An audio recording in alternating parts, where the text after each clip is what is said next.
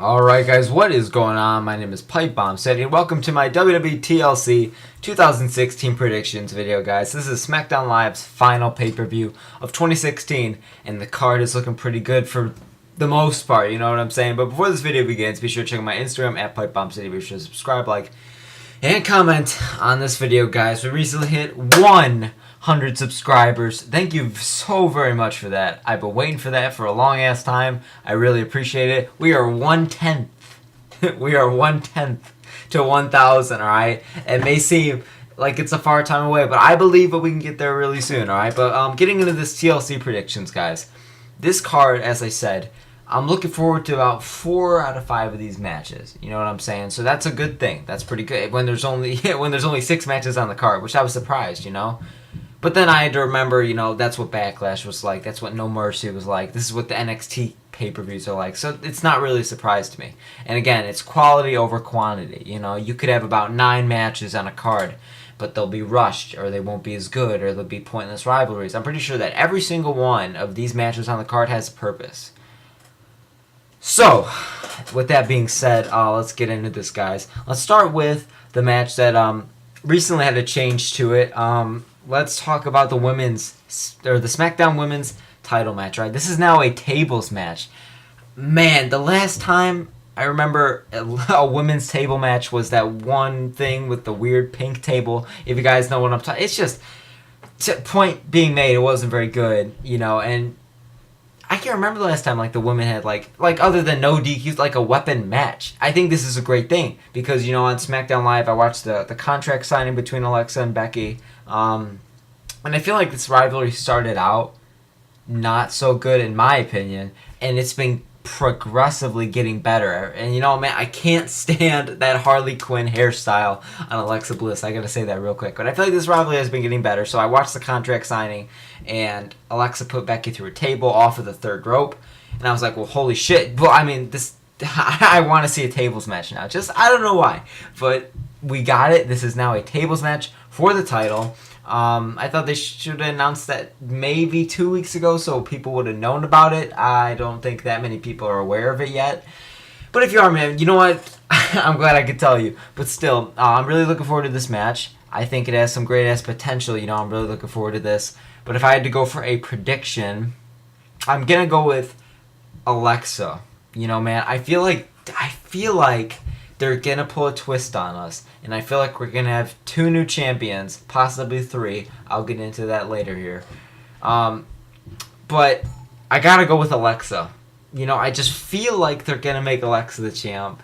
I don't know why, but that's just what my gut's telling me, all right? So, again, I'm looking forward to this match. I think it's great right now, you know? I think the SmackDown Live Women's Division is kicking Raw's ass because Raw only has pretty much Charlotte and Sasha. And after Raw talk, I'm not a fan of Bayley anymore. Her career has committed suicide. It's done. So the SmackDown Women's Division is killing it, man. But moving into the next thing, we're here. I'm going to talk about the SmackDown Tag Team title match. Now, this is very interesting because I thought it was going to be Rhino and Slater versus American Alpha. And I didn't think they would win the titles. But American Alpha, it was American Alpha versus Bray Wyatt and Randy Orton for the number 1 contender spot this Tuesday. And I was hoping that the Wyatt family would win, and they did. They finally won. After their impressive performance, being the sole survivors for Team SmackDown Live, they were on fire. So what do? You give them the number 1 contender spot for the tag team titles. I think that's a great move. I am such a big fan of Bray Wyatt. I'm not really a big fan of the Randy Orton being corrupted by Wyatt thing.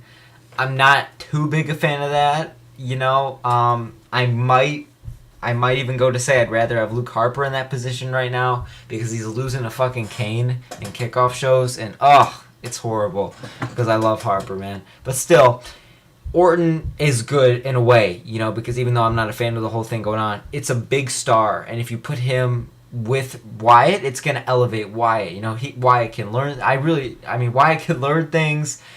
Just being with Orton could make people see him in a different light. So I'm hoping that Bray Wyatt and Randy Orton are going to win the tag team titles. But my prediction is going to be Slater and Rhino. I really, really, really want Wyatt and Orton to win, but my prediction, I'm gonna go with Slater and Rhino here. All right, they've been good champs. You know what I'm saying? The first ever SmackDown Live tag team champions, and they've been doing a pretty damn good job. You know, I love them. They do get one of the biggest reactions. They're right next to American Alpha. You know what I'm saying? In the "We Want Slater" chants, it's great. But I'd rather see Bray Wyatt finally win a championship, and what better way than to be winning the second ever tag team championships with Randy Orton of all people. It's just great. It's great. You can't lose. I mean, unless he actually loses, then I'd be pissed. But still, my prediction is going to be Slater and Rhino, but whatever, man. I'm hoping that Wyatt and Orton can pull off the win. Getting into shocking victories, I'm going to talk about AJ Styles versus Dean Ambrose. Man, this whole rivalry has been hard for me to get behind because pretty much from the start, it's been James Ellsworth getting strongly involved. And you could... I've made my opinions very clear on Ellsworth. I'm just going to summarize it with I don't like him. I don't. I think it's just a waste of time and space. And he's just, oh my God, like, it's just so pointless. So, Ambrose is 0-3 against Styles right now. Cena is 0-3 against Styles right now. And Styles himself is 0-3 against James Ellsworth. And that just destroys me. And James Ellsworth, he's like, I watched the Ambrose I watched it on SmackDown. And Ambrose was like, so, if I walk out as champ, would you rather see, or whoever does walk out as champ, would you rather see, would you rather face Styles or me? Fuck it, you get what I'm saying. And Ellsworth said, you know what, Dean, I respect you, but I'm already 3-0 against Styles, and I believe I could do it again. And that just made me cringe so bad because I hate this. Because Styles is such a worldwide competitor, and he's great, and he's dominated the WWE from day one. He's already the fucking champ in his first few months, and blah, and it's great. He's a great competitor, and a great gimmick, and a great guy, and blah, blah, blah, and he's 0-3 against Ellsworth, and I hate it. I wish it would die. I do not. That's not what I meant. I meant this whole rivalry because Ellsworth was such a big part of it, and this is pretty much going to be the last match. They're always going to have a history with each other now, Ambrose and Styles, but still, Ellsworth was just, oh my God, he just ruined it for me. He did bring a bit of uniqueness, and I like that for the first two pay-per-views, but here we are at the third one, and I'm not a fan of it. You know what I'm saying? But whatever, man.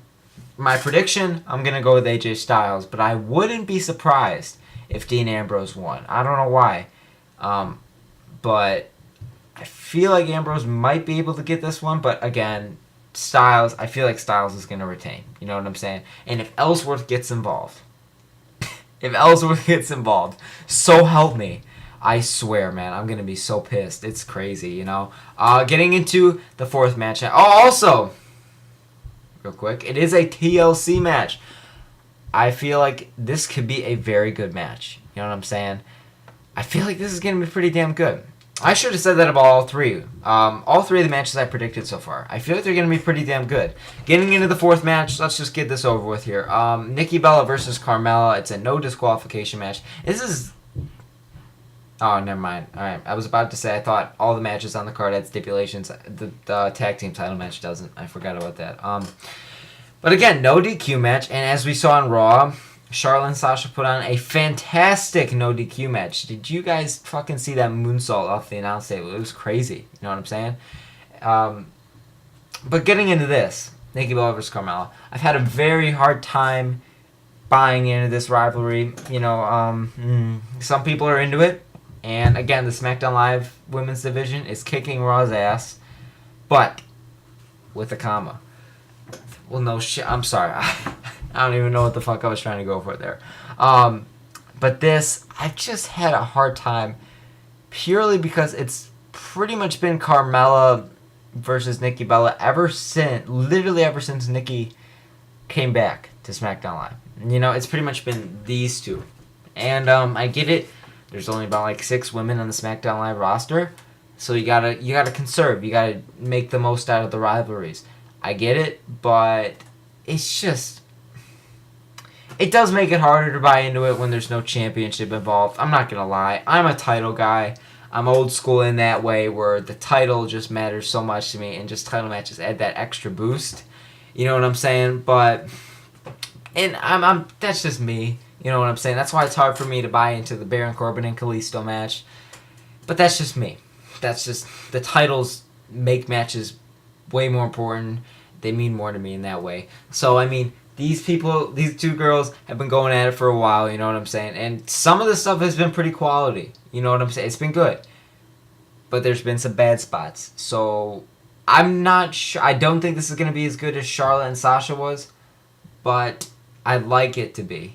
You know, if it could get up there and they could use, you know, going backstage and going all over the arena and using some weapons, I feel like that'd be great, you know? Just use the advantage of no DQ. Don't have it like, oh, you're outside the ring for more than 10 seconds. Holy shit. I want stuff to happen. Because both Carmella was last picked in the draft, and Nikki Bella, everyone says she can't wrestle and she can't do shit. This is a chance for the two of them to go out there. They're handed a new no DQ match coming off of Charlotte and Sasha having a no DQ match and stealing the fucking show. This is an opportunity for them to prove themselves, and I'm looking forward to that aspect of it. You know what I'm saying? So my prediction is going to be Nikki Bella, though. All right, getting into the final thing I'm going to predict here, and then I'll go over everything, and I will make an announcement real quick about this Sunday. Not the related to the pay-per-view, but getting into this. Baron Corbin versus Kalisto. Man, I'm not looking forward to this, man. Not purely, but I just hate Kalisto so very much. I really do. I just don't like him. He's just so PG, baby face, all smiles. Oh, look, I do flips, Mexican sensation, new Rey Mysterio. I'm sick of it. I just don't like him, and I hate him. Okay, I do not hate him, but I just don't like him. Baron Corbin, I like Baron Corbin. You know what I'm saying? I just want him. This TLC is summarized by, this is it. Other than the SmackDown Live Tag Team title match, this is pretty much the end of Becky Alexa, the end of Styles Ambrose, the end of Miz and Ziggler, which I haven't predicted yet. Holy shit, never mind. Okay, I'll predict that right after this. I completely forgot. The end of Carmelo and Nikki, and the end of Corbin and Kalisto, because these two had a rivalry going a few weeks ago. So I understand why in Corbin this is a chairs match, which again it brings in a unique perspective to it, but I'm just not looking forward to it. You know what I'm saying? But whatever, man. You know, pretty much prediction though. I'm gonna go with Baron Corbin. You know, after he got the heat for ruining the Cruiserweight title match at Survivor Series, I feel like they're going to hand Corbin this win. So that's good. I want to see Corbin win. He's been beating guys like Cruz, and where is Apollo Crews? Holy shit. I was so happy when he went to SmackDown Live because I thought he would get all these opportunities. Where the fuck is he? Oh my god, I love that guy. Where is he? It's crazy. I almost completely forgot about him. I'm pretty sure he's not injured. But still, that's besides the point. My prediction is going to be Baron Corbin. And finally, sorry about that, guys, I forgot. Let's talk about The Miz versus Dolph Ziggler. Alright then, this is the end, pretty much. If any of the matches I listed previously, other than the title match for the tag team titles, that's a weird way of phrasing it, but still. If any of those 5 other matches continue after this pay-per-view, it's just strange, because I feel like all of them have been going on almost since the beginning of SmackDown Live. So it just makes for it to end. You know what I'm saying? End 2016 with ending these rivalries, and 2017 to bring new starts. With that in mind, Miz and Ziggler has been going on for quite a while. Even before 2016, before the draft. It's been going on for a long ass time. This is a ladder match. And I saw Harper versus Ziggler at TLC 2014, I believe it was. I don't think it was 2015. It was either TLC 2015 or 2014. And there was a ladder match for the Intercontinental title. And Ziggler and them, man, he stole the show. Ziggler does pretty damn good in ladder matches. The Miz, man, this is going to be a good matchup. But again, this should be the end. You know what I'm saying? I'm just done with The Miz versus Ziggler. It's the same shtick. Miz is I love The Miz. He's one of my favorite guys in the entire company right now, and almost on the whole pro wrestling scene. I love him. Great character. He's getting better in the ring. So it's great. You know, and Ziggler, man, I just can't get behind Ziggler. I'm just not a fan. I don't really dislike him. and I don't hate him at all. I can't get behind him. You know what I'm saying? My prediction is going to be The Miz. I can't see them swapping all the titles after Miz just won it and blah, blah, blah. You know what I'm saying? So that's my prediction. So going through a quick rundown. I'm going with Styles defeating Ambrose to retain his WWE World title. I'm going with Slater and Rhino retaining their SmackDown Live tag team titles against Wyatt and Orton. I'm going with The Miz retaining his Intercontinental title against Dolph Ziggler. I'm going with Alexa Bliss defeating Becky Lynch to be the new SmackDown Live Women's Champion. I'm going with Baron Corbin defeating Kalisto, and I'm going with Nikki Bella defeating Carmella. So, those are my predictions. Now, this Sunday, I did this for Survivor Series. It was a whole lot of fun, and I'm doing it again. I'm doing a live review watch-along for TLC 2016. So, if you just don't give a shit about watching the pay-per-view live, if you can't watch the pay-per-view live, if you want to watch it once the pay-per-view's over and you want to just hear my reactions, if you can't watch the pay-per-view, come watch it with me. I'm not going to be showing the visuals on the screen, but I will be playing the audio. I will be giving my commentary on it so you can hear the whole show going on right in front of you, and I'll give you the updates on results, my live review / watch along of TLC 2016. Come join me. We'll have a great old time. Alright? It will be about 4 hours again. I'm just warning you guys. Anyways, this has been Pipe Bomb City. Thank you for 100 subscribers. I really appreciate it, guys. On to 500, on to 1,000, whatever you want to say. I'm excited for the future, guys. Want to help me get to 101? Hit that subscribe button, alright? But be sure to like and comment as well. Be sure to check out my Instagram at PipeBombCity or Instagram.com/PipeBombCity. This has been Pipe Bomb City. Hopefully you all enjoyed, and I will see you all next time.